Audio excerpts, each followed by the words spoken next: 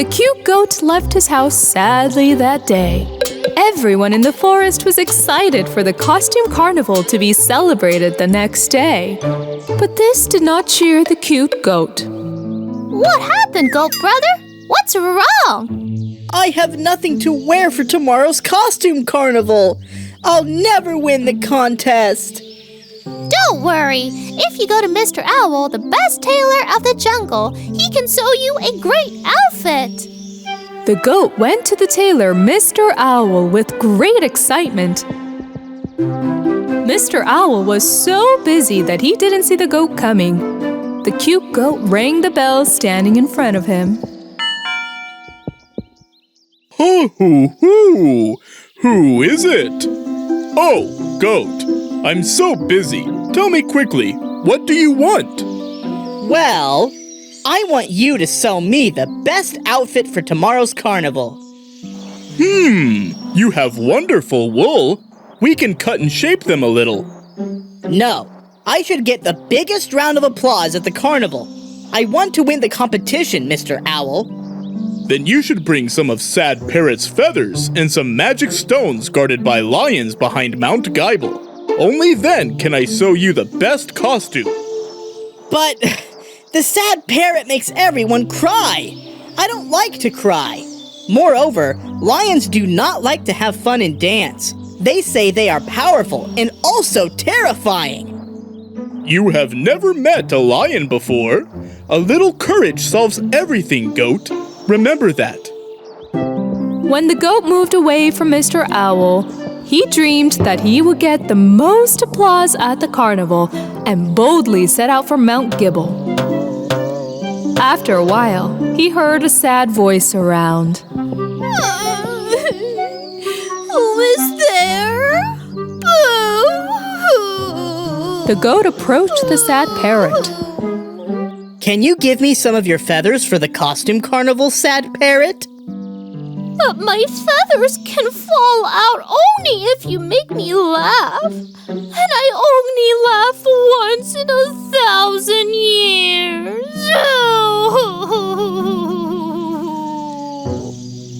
Even though the goat was sad about this tearful state of the parrot, he started to make funny jokes to make her laugh.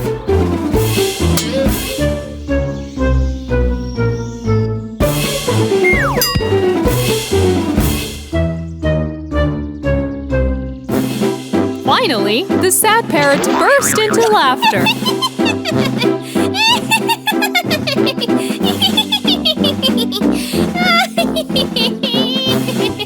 As she laughed, the colorful feathers on her tail fell on the goat.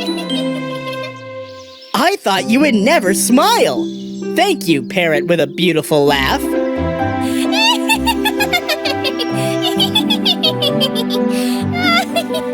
While the sad parrot was laughing aloud thousands of years later, the goat started to climb Mount Gible. Finally, he came to the plain where there was a big black stone. However, he was in doubt about how this black stone would color his outfit. Just then, 2 lions jumped in front of the goat. Grr, who are you? I wanted to get a special stone for tomorrow's carnival. That costume carnival where everyone is dressed colorfully and the most beautiful one is applauded? Yes. The lions talked in whispers privately. Well, goat, we'll give you this special stone on one condition. You're going to take us to the carnival too. But you don't like to dance. Everyone in the forest is so afraid of you. The lions told the goat that this is not true. They're afraid only because we're lions. That's why we haven't been invited to the costume carnival for years. Every time we walked on the flowery road, everyone got scared and ran away. However, we are soft-hearted lions who love to dance. The lions put on flower necklaces and started dancing. The goat had a lot of fun with the music of the lions. Oh, you really dance great! You aren't scary at all. I think Mr. Owl can sew colorful clothes for all of us, and you can walk in the carnival. The lions were very happy to meet someone who is not afraid of them for the first time in many years.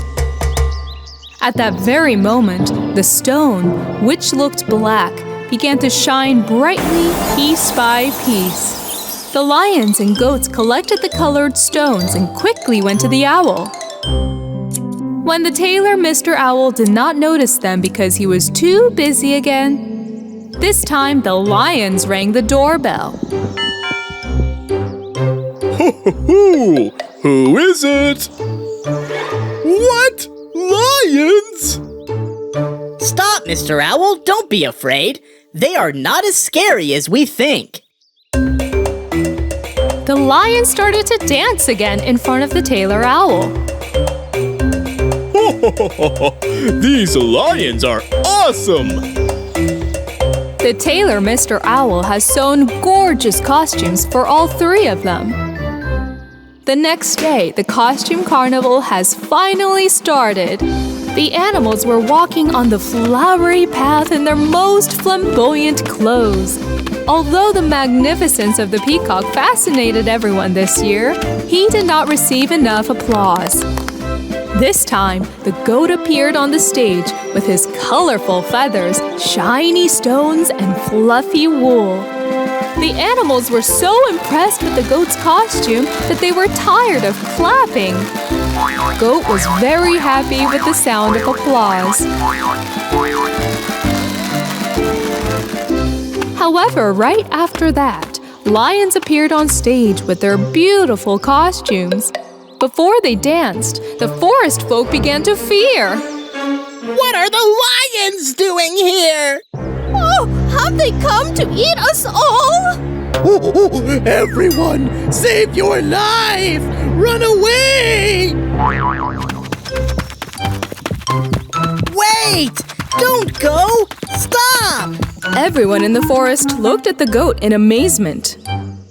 Lions are our fun friends who love to dance. I conquered all my fears because of them. Let's give them a chance. Although the animals of the forest were a little hesitant, when the lions started dancing, everyone started to have fun. After that day, thanks to the courage and good heart of the goat, no one was afraid of the lions. Just like the tailor Mr. Owl said, a little courage allowed everyone to live in peace and fun.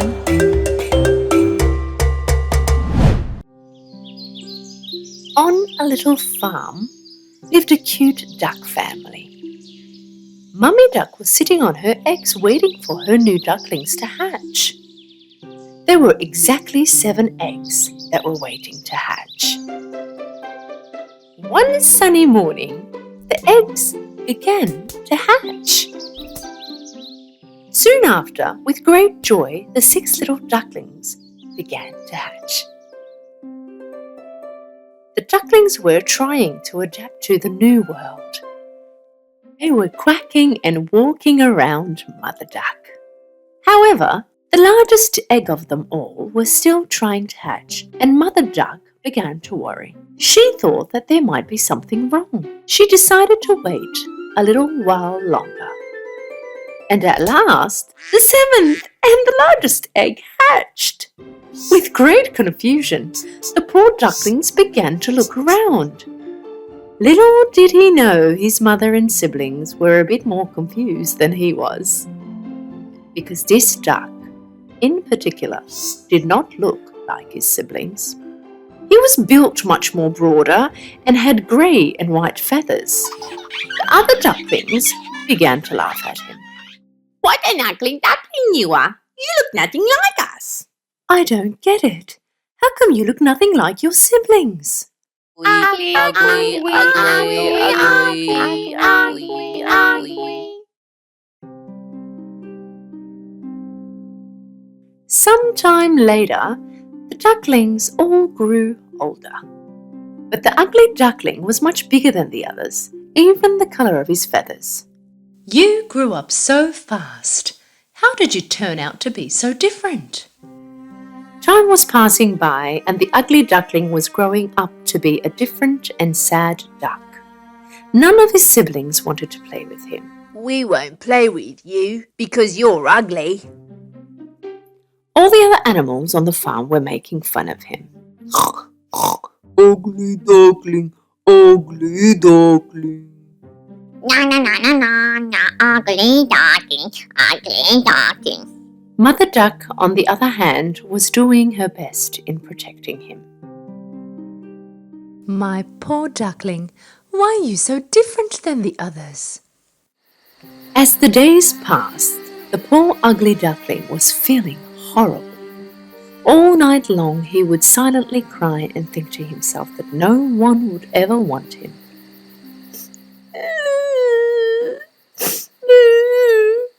Why am I so ugly? Why couldn't I turn out to be like my siblings?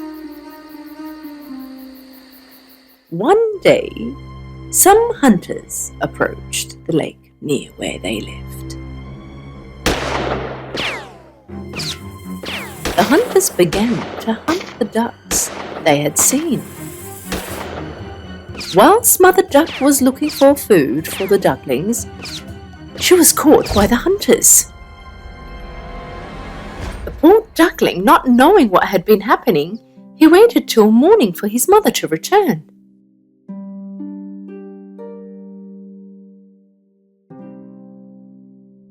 Poor duckling didn't know what to do. First he went next to the dog, and the dog told him to go. Go away. No one should see me talking to an ugly duck like you. A while later, he went next to the chicken, but the chicken also made fun of him. Even I'm better looking than you. Ugly Duckling was very sad. No one wants me here. If my mother isn't coming back, there's absolutely no reason for me to stay on this farm.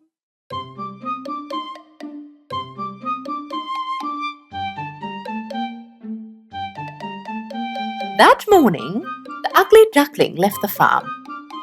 He swam to the other side of the lake. He asked the same question to all the animals he bumped into along the way. Do you know of any duck that looks like me? Do you know of any ducks that look like me? Do you know of any ducks that look like me? He received the same answer from all of them. They had never seen such ugly duck before. Poor Duckling began his journey and reached another lake once he was there. He asked the same question to the geese. You mustn't stay here like this. There are hunters around. Quickly get away from here. Go on, now go. The ugly duckling began to move along. Soon after, another lake appeared. This time he was all alone. There was no one to be seen. Well then, if nobody wants me, I will hide here forever.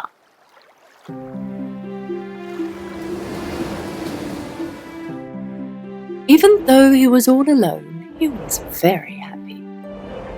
One day, he saw a horde of white, long-necked birds migrating to the south. He looked at them with admiration. How beautiful they are. I wish I could be like them. Winter had come and snow had begun to fall. The ugly duckling fell in love with the sight of his first ever snow. Playing around, he was covered in white snow.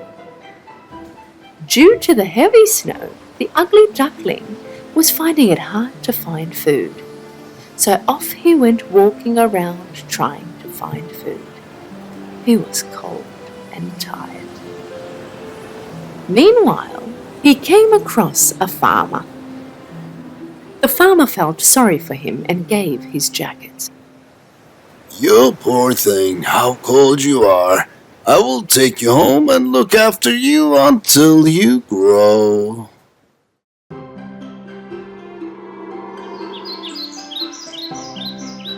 The farmer did as he said and took good care of him.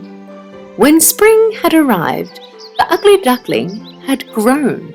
So that he would have free space to move around, the farmer decided to leave him in a lake. All alone once again. After some time had passed, the ugly duckling looked at his reflection in the water, but he was amazed at what he saw. At first, he couldn't recognize himself.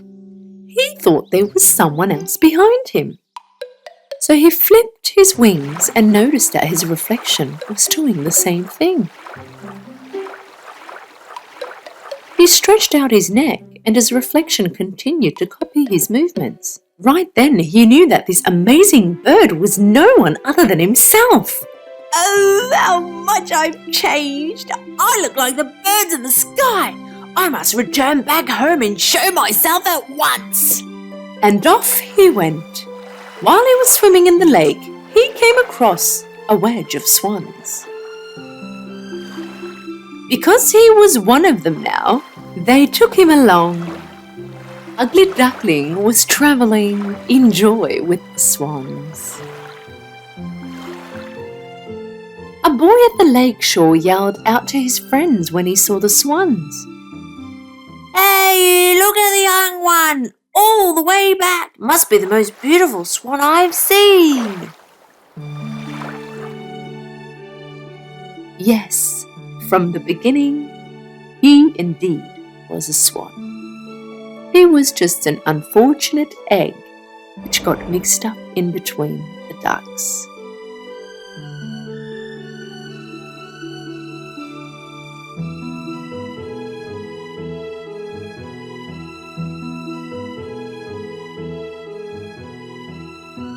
But now he was with his real family, and ahead of him was a happy life. Once upon a time, there was a father wolf who went out into the woods to hunt for his family. When in the woods, he suddenly heard a sound. Looking around, he noticed a tiny baby in between the bushes. "This is a human baby," said the wolf with a big surprise. He took the baby home out of harm's way. Watching from a distance, Shere Khan the tiger got very upset because he was the one who stole the baby from the humans. Mother Wolf and her cubs love this little baby very much. "We will call him Mowgli from now on," said Mother Wolf. From that day on, Mowgli started to live with his wolf siblings in the woods. Mother Wolf took very good care of him, like he was one of her own. In a short time, Mowgli became friends with all the animals. He played games and hung around the trees with them. At the same time, he got to know the jungle. During all that time, Shere Khan, the tiger, kept watching Mowgli from a distance and waited for an opportunity to grab and kidnap him.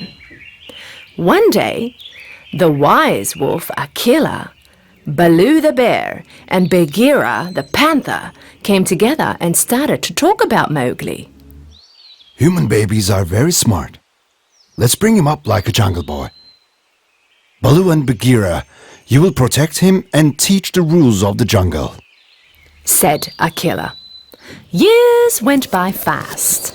Baloo the bear was very attentive with his new student. He taught him how to look for nuts and honey, climbing the trees. Mowgli listened to Baloo's teaching with all ears. Every day he climbed a higher tree and started to feed himself.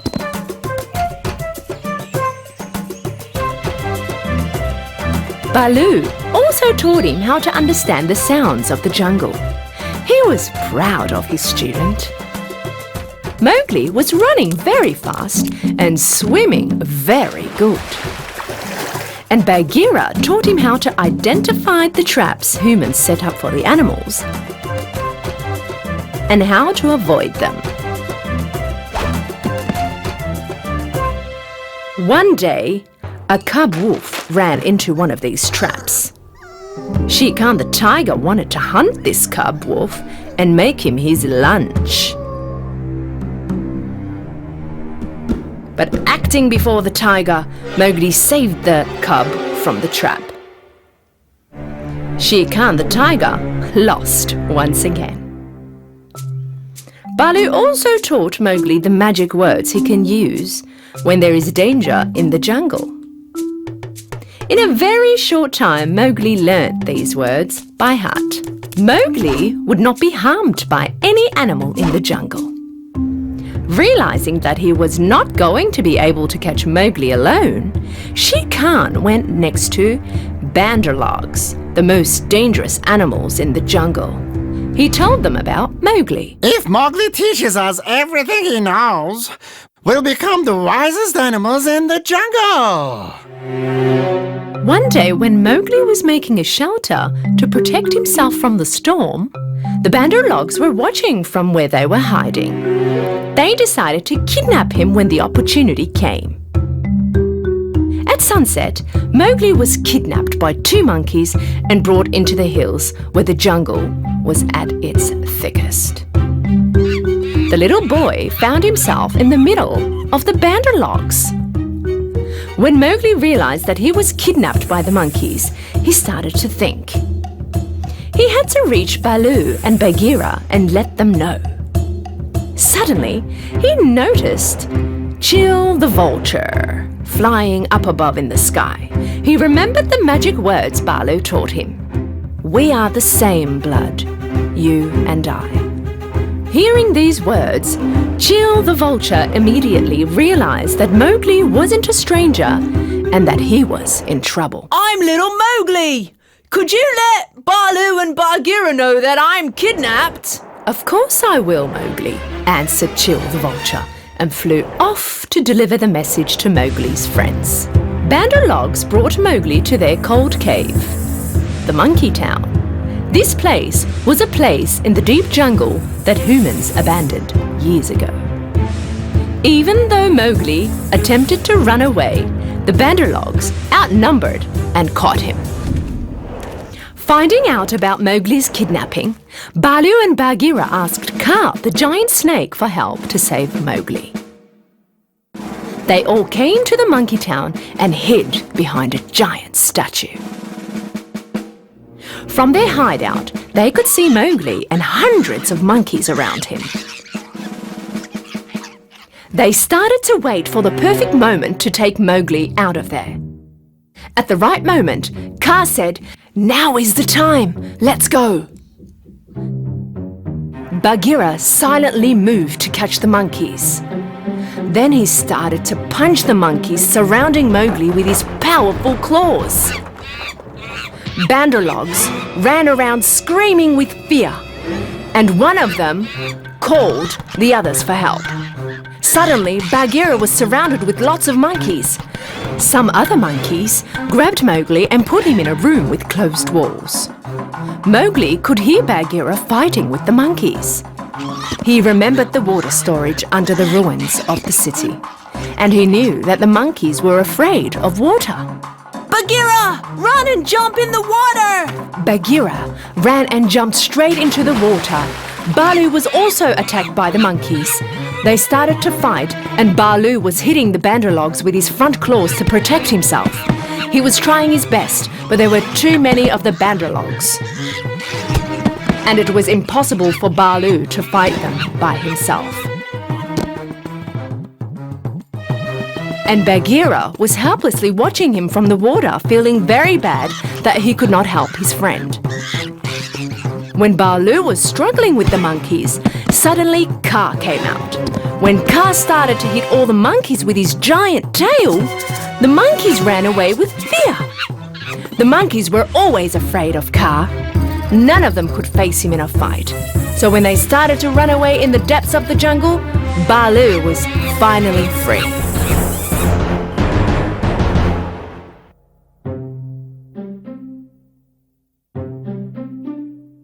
But when Kaa opened his mouth and blew, all the monkeys stood still. Their voices suddenly went away, and it suddenly became all quiet. Taking this opportunity, Bagheera jumped out of the water. Mowgli yelled from the tower he was trapped in. I am here, trapped in the tower. Kaa swung his mighty tail and managed to break the walls of the tower. Freed from the walls, Mowgli threw himself out. Baloo hugged him with love. You okay, Mowgli? Yes, I am, but I'm very hungry and tired. You all have risked your lives to save me. Thank you from the bottom of my heart. Mowgli was also very happy to see Kaa on his side. I owe you my life, Kaa. Thank you. Mowgli, Baloo and Bagheera said goodbye to Kaa and head to their homes. Shere Khan, the tiger, realized that he could never harm someone who had such powerful friendships, and moved back into the depths of the jungle, never to return. A long time passed and Mowgli grew up to become a young man. One day he went close to the village where humans lived. He met a woman who immediately recognized him. She realized that he was the son which was kidnapped by a tiger many years ago. She put the little boy next to her in Mowgli's arms. Mowgli was very surprised because this little boy was looking very much like Mowgli's own childhood. But then he also realized that this little boy was his brother and the lady was his mother. Baloo, Bagheera and Kaa were all watching them. From now on, you'll be next to your family, Mowgli. Whenever you need us, you know the magic words. You are our brother. Don't forget how much we love you. Goodbye, dear Mowgli. His friends said their farewells to Mowgli. Mowgli lived happily ever after with his family, but never did he forget the ones who raised him, his family in the jungle.